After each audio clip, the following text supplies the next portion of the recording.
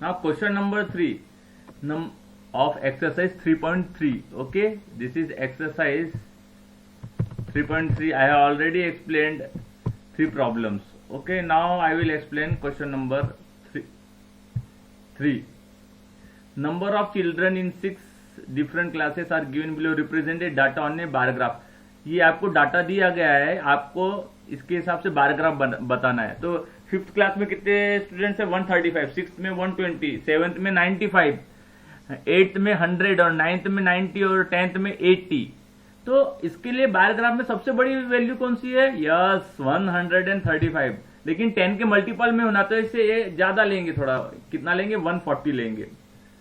तो how do use a scale 10-10 से? अब देखो यहां पर है, यहां पर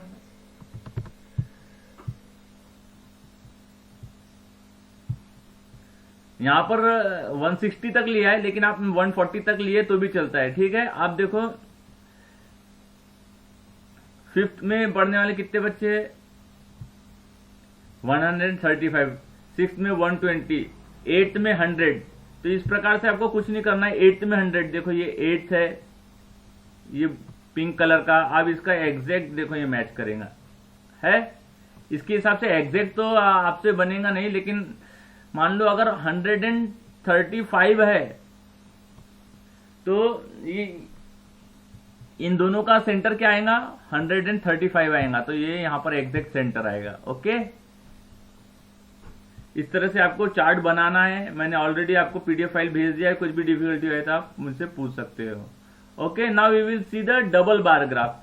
ये 10th में इतने बच्चे हैं, सिंपल है, वहां तक ले जाना है डाटा। अब एक बार और आपको मैं बता देता हूं। जैसे ये 80 है, 80, 90, 100। देखो अब लास्ट के ये 80, 90 और 100 ये एग्जैक्ट इस लाइन पर आएंगे, लेकिन जो डाटा एग्जैक्ट नहीं है, जैसे ये 90, 120 भी एग्जैक्ट है, लेकिन 5th और 7th देखो हाफ में आएंगे। 5th और 7th का ये देखो, ये 7th का डाटा 95 है, तो ये दोनों के बीच में आएगा, है ना। और ये 135 बीच में इस तरह से सेंटर में आएगा, ठीक है। आपको एग्जाम में आएगा तो ऐसा तो भी सेंटर में लेना पड़ेगा आपको। Okay, now question number 4। Okay, double bar graph क्या होता है? अगर आपको 2 डाटा दिए है तो डबल बार ग्राफ रहेगा। तो वहां क्या बोल रहा है? The performance of a student in first term and second term is given, draw a double bar graph. आपको double bar graph first term और सेकेंड टर्म के एग्जाम दिए है। देखो कोई एक स्टूडेंट है, उसका दिया है, तो इसको इंग्लिश में कितना मिला? 76 फर्स्ट टर्म में मिले, फिर 70 मिले। फिर हिंदी में फर्स्ट टर्म में 72, सेकेंड टर्म में 65, मैथ्स में 88 फर्स्ट टर्म में, सेकेंड टर्म में 95, साइंस में 81। इस तरह से डाटा दिया है।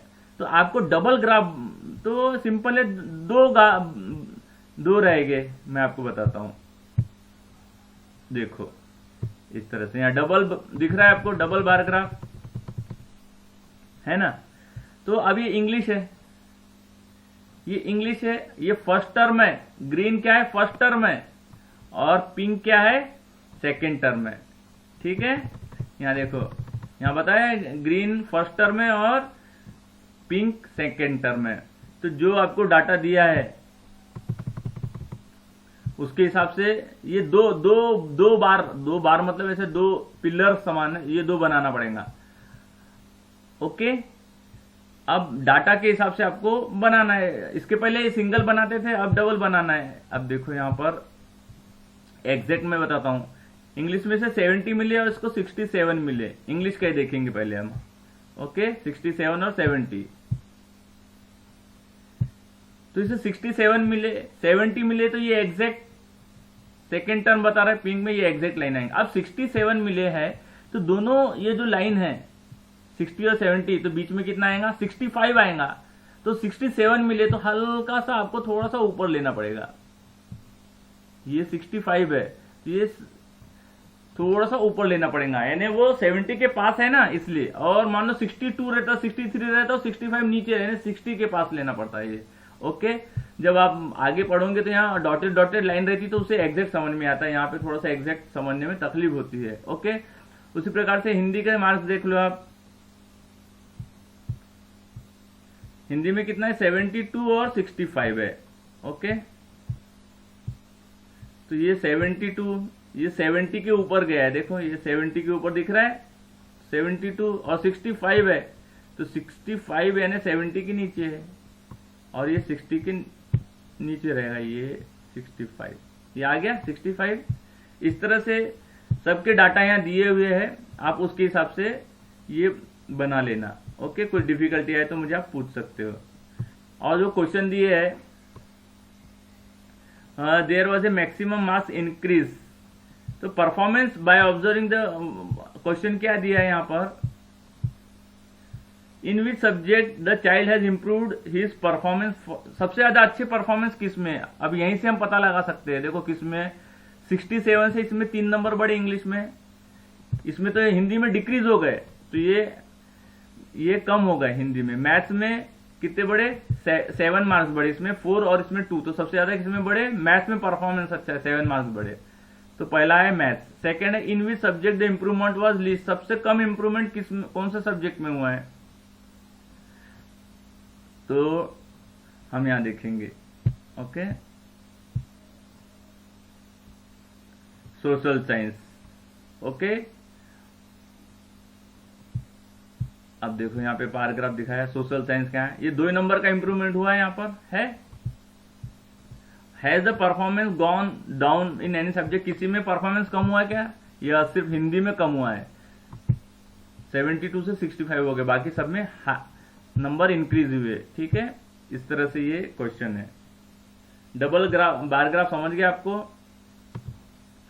उसी प्रकार से consider this data from the survey of A colony, favourite sports, एक कॉलोनी में वहां पे फेवरेट स्पोर्ट्स है, जैसे क्रिकेट है, बास्केटबॉल है, स्विमिंग है, हॉकी है और एथलेटिक है। तो कुछ देखने वाले होते हैं, सब तो खेलने वाले नहीं होते, और कुछ खेलने वाले होते हैं, पार्टिसिपेट करने वाले हैं।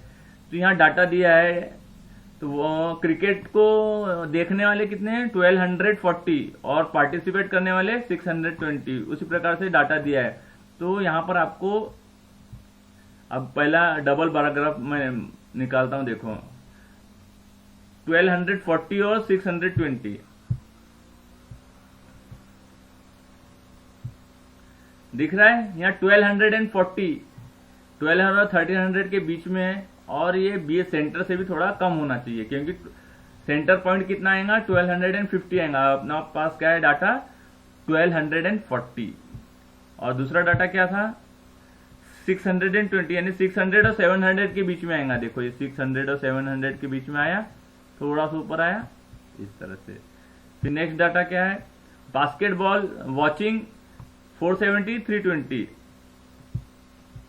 ये ग्रीन वाला है वॉच करने वाले, सिर्फ देखने वाले हैं, और ये पिंक वाले क्या है पार्टिसिपेट करने वाले हैं।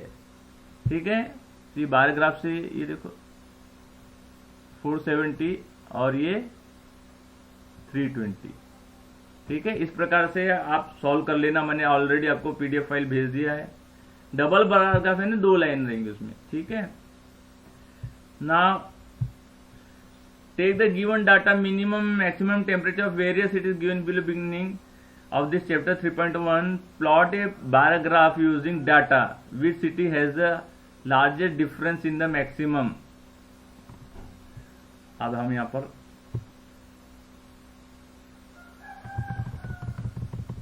ये आपको दिया गया है, इसके हिसाब से आपको सॉल्व करना है। ओके, तो पहला क्वेश्चन क्या है, Which city has the largest difference in minimum and maximum temperature other than given data? कौन सी सिटी का मिनिमम टेम्परेचर और मैक्सिमम टेम्परेचर बहुत ज्यादा है। अब आप देखो यहाँ पर चार्ट, तो मिनिमम टेम्परेचर रेड लाइन से शो है और मैक्सिमम टेम्परेचर ग्रीन लाइन से शो है। तो ऐसा कौन सा जो सबसे ज्यादा डिफरेंस है, जिसमें इन दोनों में सबसे ज्यादा डिफरेंस किस में है आपको बताने का है इसमें। ठीक है, आप ध्यान से देखो, मैं एनलार्ज करके बताऊं क्या, यहाँ आंसर दिया, by observing the double graph we can conclude that Jammu has the largest difference. Jammu कहाँ है, ये देखो है यहाँ पर, इससे भी ज्यादा है जम्मू में। कितना डिफरेंस है ओके। और फिर सेकेंड क्वेश्चन क्या, by observing double bar graph we can conclude, पहले हम लोग क्वेश्चन देख लेंगे, which is the hottest city and which is the coldest city. Hottest city यानी सबसे ज्यादा गर्म, सबसे ज्यादा टेम्परेचर किसका है, देखो आप, बाय ऑब्जर्विंग जम्मू, जम्मू सबसे ज्यादा है, देखो ग्रीन लाइन सबसे बड़ी कहाँ है, जम्मू में है, और सबसे छोटी ये इसमें दिख रहा है बेंगलोर है, Bangalore is the coldest city. Okay, next question क्या है, name the two cities where the maximum temperature of one was less than the minimum temperature of the other. ऐसे दो सिटीज के आपको नाम बताना है where the maximum temperature of one was less than minimum temperature of second. by observing the table, so solution is with you, if you find any difficulty you can contact me, मैंने सब दे दिया है। Okay